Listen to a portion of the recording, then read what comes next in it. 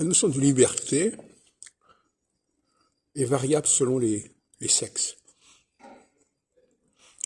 Pour une femme, parler est un moment de liberté. C'est synonyme de liberté. On peut dire ce qu'on veut. Le lieu où on parle, c'est un lieu où on raconte ce qu'on veut, on déballe ce qu'on veut, on dit ce qu'on veut.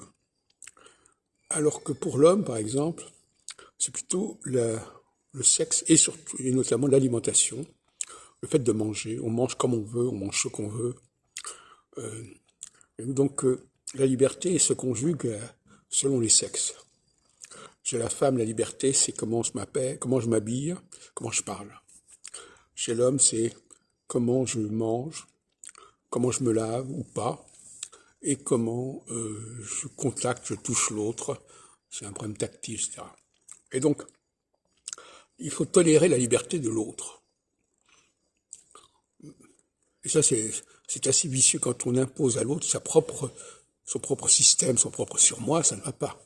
Il faut accepter que l'autre est un autre surmoi, un autre sac que le nôtre. Et par conséquent, une femme ne devrait pas reprocher à un homme de manger de manière un peu trop libre, un peu trop sans manière, un peu trop débridée, et l'homme ne devrait pas reprocher à la femme de parler de manière trop libre, etc. Et dans d'autres domaines, c'est pareil.